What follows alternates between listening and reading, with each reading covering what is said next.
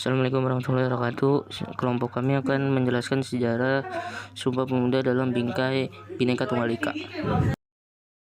Arti makna Sumpah Pemuda dalam perjuangan kemerdekaan Republik Indonesia. 1. Perang perjuangan pemuda dalam organisasi kepemudaan. Sumpah Pemuda merupakan babak baru bagi perjuangan bangsa Indonesia karena perjuangan bersifat lokal kedaerahan berubah menjadi perjuangan yang bersifat nasional. Para pemuda sadar bahwa perjuangan yang bersifat lokal sia-sia, bahwa hanya dengan persatuan dan kesatuan cita-cita kemerdekaan dapat diraih.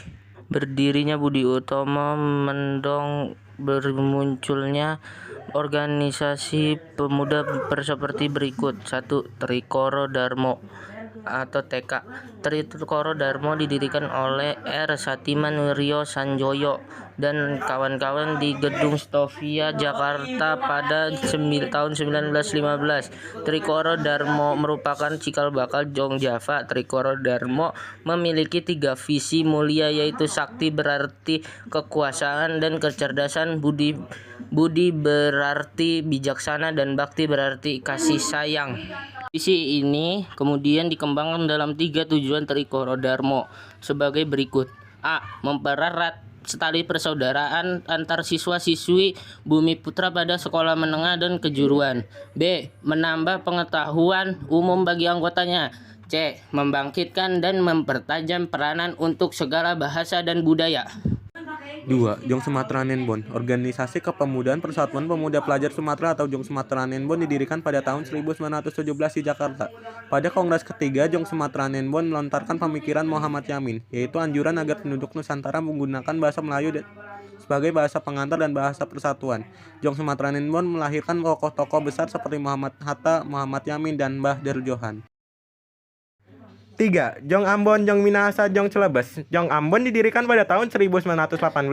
Selanjutnya antara tahun 1918 sampai 1919 berdiri Jong Minahasa dan Jong Celebes. Salah satu tokoh yang lahir dari Persatuan Pemuda Minahasa adalah Samratulangi. Organisasi pemuda lainnya yang bergerak untuk mewujudkan cita-cita Indonesia merdeka adalah Sekar Rukun 1919, Jong Betawi 1927, dan Jong Bataksbon di 1925.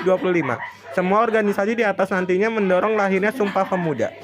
Pada tahun 1926, berbagai organisasi kepemudaan menyelenggarakan Kongres Pemuda I di Yogyakarta. Kongres Pemuda I telah menunjukkan adanya kekuatan untuk membangun persatuan dari seluruh organisasi pemuda yang ada di Indonesia.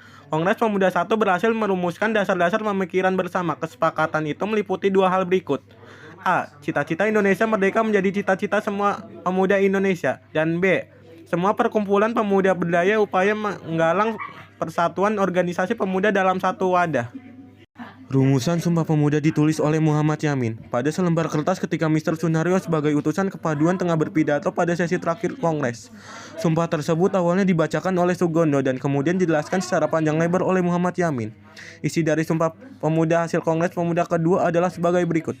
Pertama, kami putra dan putri Indonesia mengaku bertumpah darah yang satu tanah Indonesia. Kedua, kami putra dan putri Indonesia mengaku berbangsa yang satu bangsa Indonesia. Ketiga, kami putra dan putri Indonesia menjunjung persatuan bahasa Indonesia. 2. Arti dan makna Sumpah Pemuda dalam perjuangan kemerdekaan Republik Indonesia. Sumpah Pemuda pada tanggal 28 Oktober 1928 bukan hanya menggerakkan para pemuda untuk meraih kemerdekaan, tetapi juga mempertegas diri bangsa Indonesia sebagai sebuah negara. Sumpah Pemuda telah menjadi jiwa dan semangat yang terus terpatri dalam hati sanubari para pemuda. Suatu semangat yang dibangun atas dasar kesamaan nasib dan cita-cita yang kemudian dibungkus dengan komitmen untuk senasib, sepenanggungan sebagai satu bangsa, satu tanah air yang pertama-tama ditandai dengan disepakatinya bahasa universal antar bangsa, bahasa Indonesia. Semangat Sumpah Pemuda dapat dijabarkan dalam nilai-nilai berikut ini. A. Kami putra dan putri Indonesia mengaku bertumpah darah yang satu tanah Indonesia. Tanah Indonesia adalah seluruh wilayah Indonesia baik di darat dan di laut. Negara Kesatuan Republik Indonesia memiliki luas wilayah daratan dan lautan sebesar 5.180,53 km persegi. B. Kami putra dan putri Indonesia mengaku berbangsa yang satu, bangsa Indonesia. Pengakuan kita sebagai bangsa Indonesia merupakan bentuk dari paham kebangsaan. Paham kebangsaan disebut juga kesadaran berbangsa. Rasa kebangsaan Indonesia tumbuh dari sejarah panjang bangsa. Berawal dari hasrat ingin bersatu, penduduk yang mempunyai latar belakang yang sangat majemuk. Kemudian berkembang menjadi keyakinan untuk menjadi satu bangsa yang akhirnya dideklarasikan oleh sejumlah pemuda pada saat Kongres Pemuda tanggal 28 Oktober 1928. Kami putra dan putri Indonesia menjunjung bahasa persatuan bahasa Indonesia. Sumpah Pemuda menegaskan bahwa bahasa persatuan adalah bahasa Indonesia. Bahasa Indonesia memiliki peran yang sangat menentukan dalam perkembangan kehidupan bangsa Indonesia. B. Memakai semangat kejuangan pemuda dalam perjuangan kemerdekaan Republik Indonesia. Sejarah mencatat beberapa pejuang nasional yang berjuang dan meninggal di usia muda. Para pahlawan tersebut diantaranya sebagai berikut. 1. Wage Rudolf Supratman. Wage Rudolf Supratman lahir pada tanggal 19 Maret 1903 di Purworejo dan wafat pada tanggal 17 Agustus 1938 ketika berusia 35 tahun. Lagu ciptaan Supratman berjudul Indonesia Raya menjadi lagu kebangsaan negara Indonesia. Angkatan 45 yang terkenal dengan puisinya yang berjudul Aku. Berkat puisinya itu ia memiliki julukan si binatang lajalang. Khairil lahir di Medan 26 Juli 1922. 3. Walter Monginsidi. Walter Monginsidi merupakan pahlawan nasional Indonesia yang ikut memperjuangkan kemerdekaan Indonesia.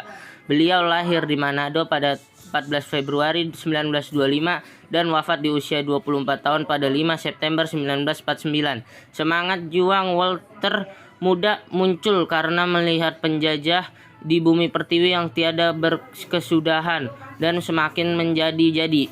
Banyak perlawanan terhadap penjajah yang dipimpin oleh Walter muda ini. Pada tanggal 28 Februari 1947, ia ditangkap oleh bala tentara Belanda di sekolah SMP Nasional Makassar. Walter Monginsidi kemudian dipenjara, kakinya dirantai dan dikurung di balik terali besi. 4. I Gusti Ngurah Rai. I Gusti Ngurah Rai lahir di Badung 30 Januari 1917. I Gusti Ngurah Rai merupakan anak dari seorang camat Petang. I Gusti Ngurah Palung tertarik dengan dunia militer sejak kecil. Ngurah Rai bergabung dengan His Denpasar lalu melanjutkan dengan Mulo yang ada di Malang. Adapun nilai-nilai luhur yang terkandung dalam Sumpah Pemuda adalah sebagai berikut. 1. Cinta bangsa dan tanah air. 2. Persatuan. 3. Sikap rela berkorban. 4. Mengutamakan kepentingan bangsa. 5. Dapat menerima dan menghargai perbedaan. 6. Semangat persaudaraan. 7. Meningkatkan semangat gotong royong atau kerjasama. C. Nilai semangat Sumpah Pemuda masa sekarang. Terjadinya Sumpah Pemuda pada tanggal 28 Oktober 1928 itu sendiri menunjukkan bahwa pemuda Indonesia memiliki hal-hal berikut. A. Potensi. B. Tanggung jawab. C. Hak. D. Karakter. E. Aktualisasi diri. F. Cita-cita. 1. Bendera. Bendera negara yang dikibarkan pada proklamasi kemerdekaan Indonesia tanggal 17 Agustus 1945 di Jalan Penggangsaan Timur nomor 56 Jakarta disebut bendera pusaka Sangsaka Merah Putih. Bendera pusaka Sangsaka Merah Putih disimpan dan dipelihara di Monumen Nasional Jakarta.